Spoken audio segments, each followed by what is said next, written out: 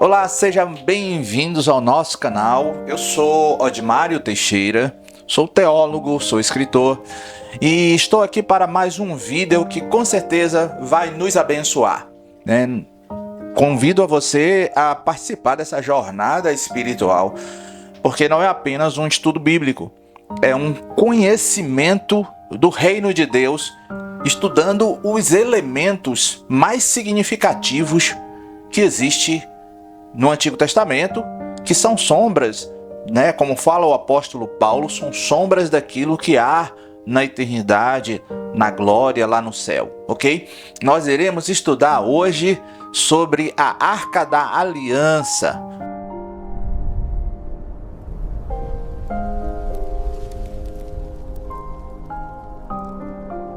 Um objeto temático, um objeto misterioso que nós iremos desvendar. E qual a relação da Arca da Aliança com o reino de Deus? O que quer dizer cada elemento que nós encontramos ali na Arca da Aliança? Quais as curiosidades?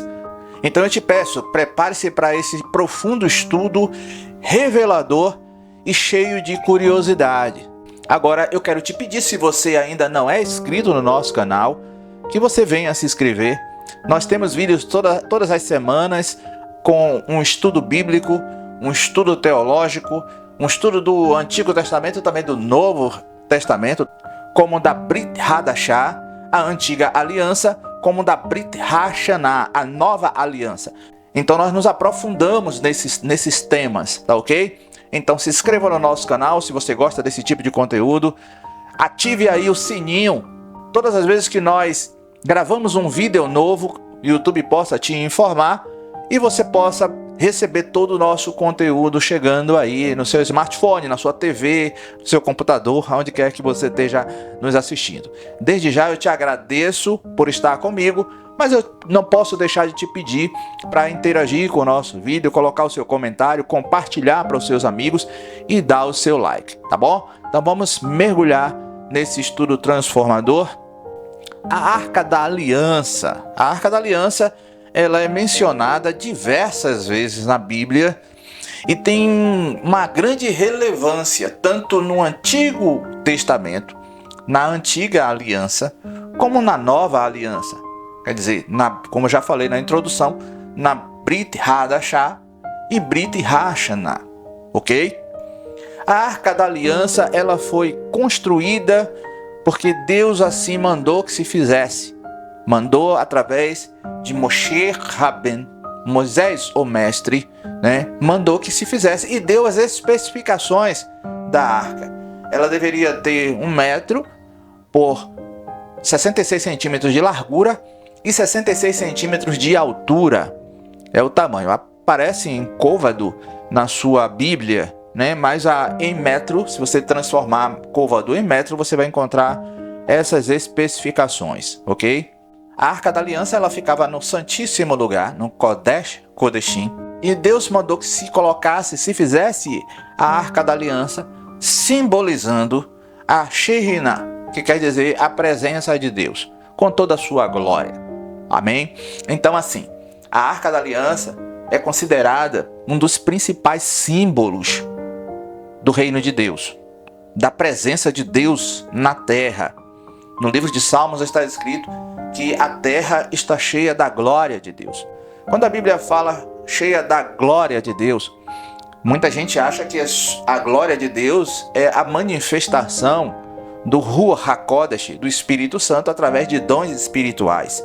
E a manifestação do Espírito Santo não é apenas a manifestação de dons espirituais. Precisamos entender que Deus é um todo e não algo específico. Amém? Então, quando ele se manifestou na terra, está escrito que a terra é do Senhor e toda a sua plenitude. Então, nós encontramos a glória de Deus em todos os lugares, até nos lugares onde o nome de Deus não é mencionado.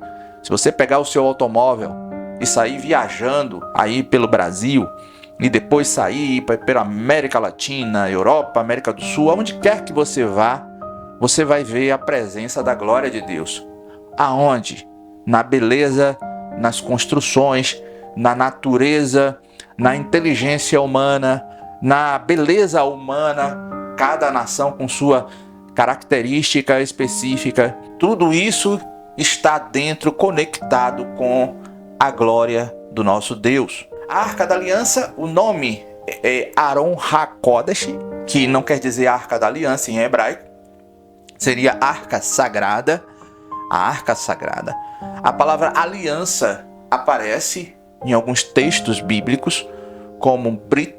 Brit quer dizer aliança, então seria Aron Brit ou Aron HaBrit, a Arca da Aliança, que quer dizer, além de Arca da Aliança, também Arca do Testemunho, Arca do Concerto, Arca do Acerto de Deus com o povo, no caso o povo de Deus, que seria o povo hebreu, na época, porque a Arca da Aliança é um símbolo do Antigo Testamento.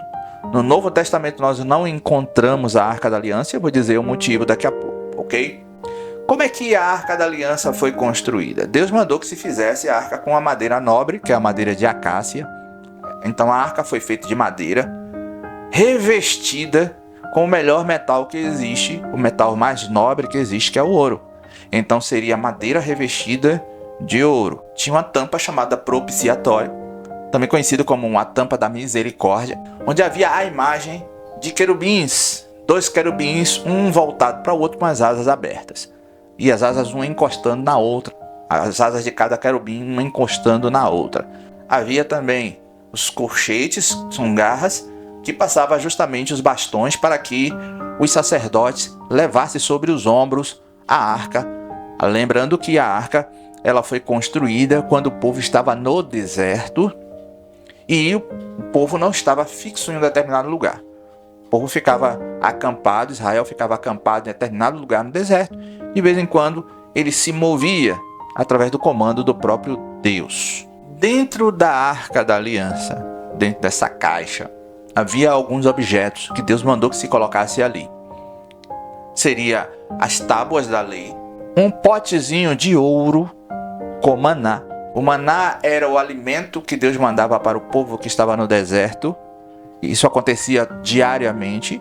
A vara de Arão, que havia florescido. E nós encontramos essas informações do que havia dentro da Arca da Aliança no livro de 1 Reis, capítulo 8, versículo 9. Mas não há todos os elementos ali em 1 Reis, capítulo 8, versículo 9. Apenas nós encontramos as citações das tábuas sendo colocadas dentro da Arca da Aliança.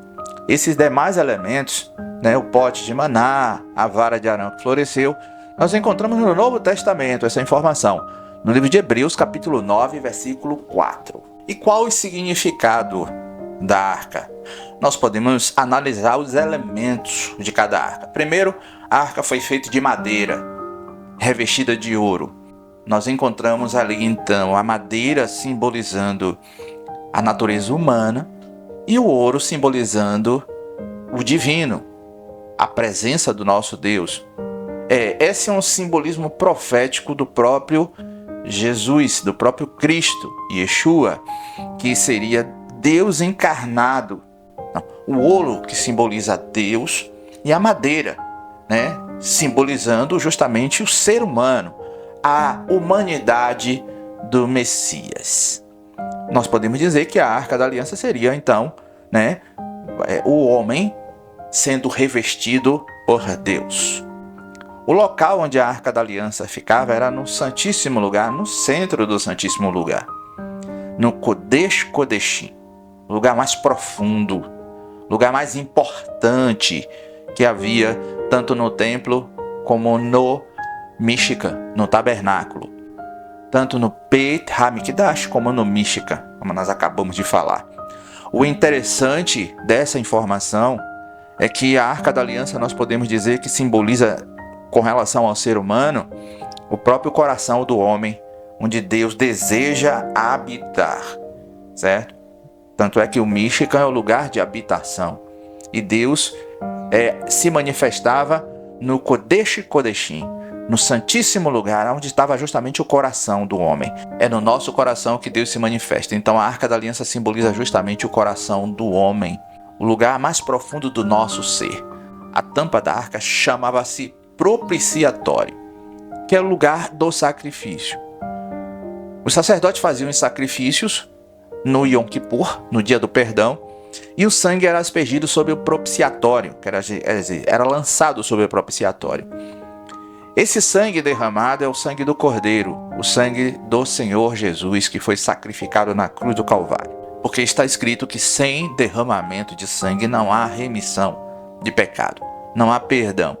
Os sacerdotes iam até o santuário para fazer esse ritual, o ritual de perdão pelos pecados do povo.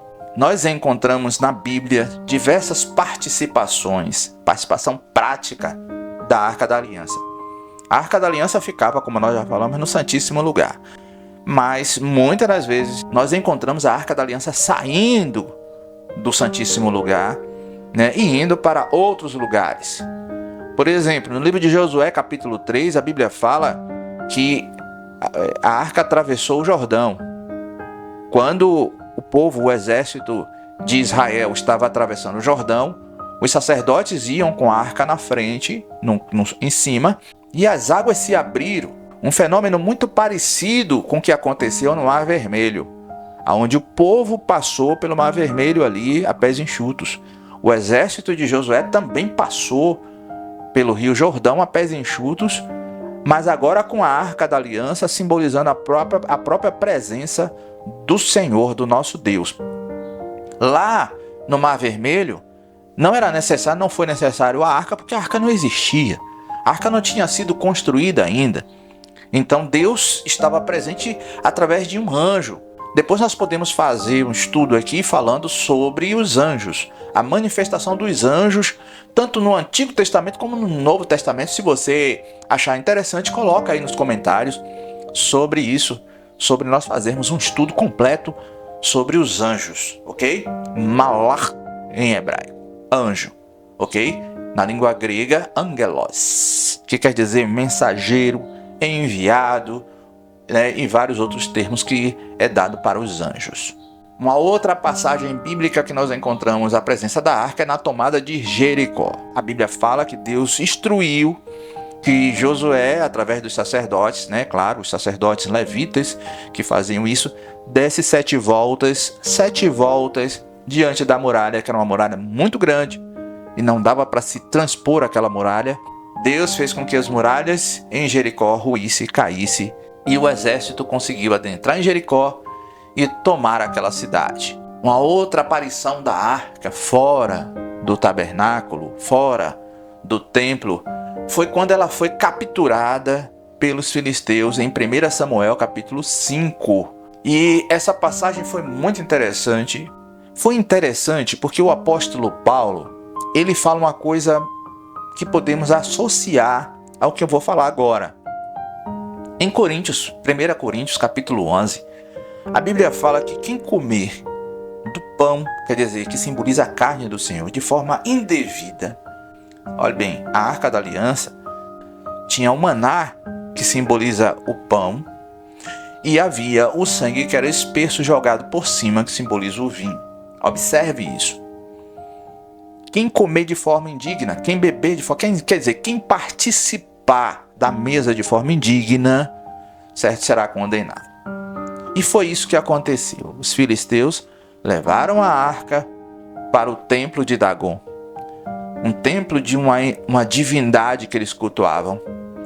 E o próprio Deus Dagon, Deus com D minúsculo, Dagon, ele foi jogado, lançado ao chão.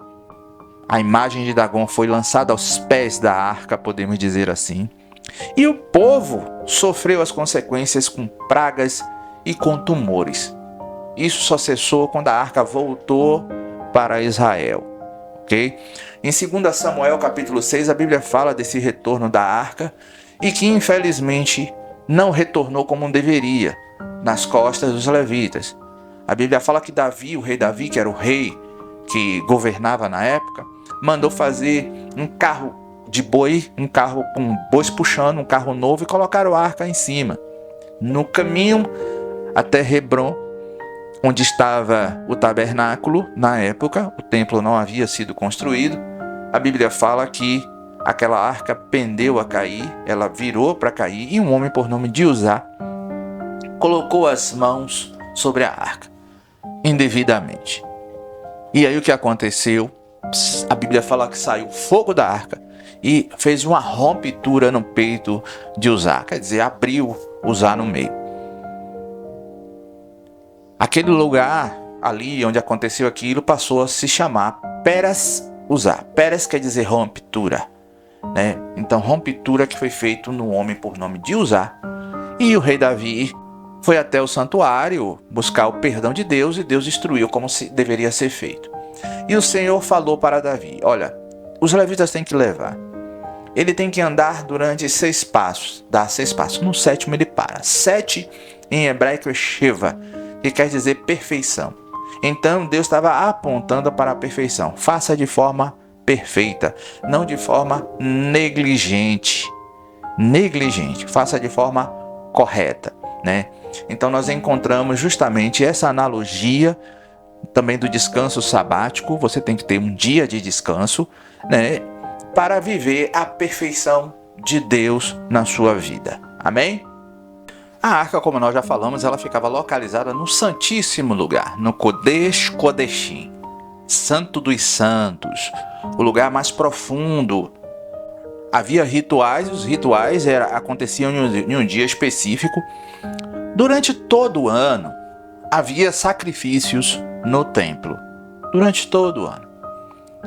Um sacerdote, ele entrava no templo, no lugar santo, e ele trabalhava ali durante todo o ano fazendo sacrifícios. Mas havia um dia específico em que o sumo sacerdote, o principal sacerdote, adentrava no Santíssimo Lugar. É o Yom Kippur. O Yom Kippur. Nós iremos fazer um estudo sobre o Yom Kippur logo, ok? Eu peço a você que se inscreva no nosso canal. Já tem alguns vídeos interessantes no nosso canal, mas não se esqueça de se inscrever e colocar o sininho aí, clicar no sininho para que você receba a notificação do YouTube todas as vezes que nós gravarmos um vídeo aqui, tá bom? E aí o sacerdote, ele aspergia o sangue, como nós já falamos, né?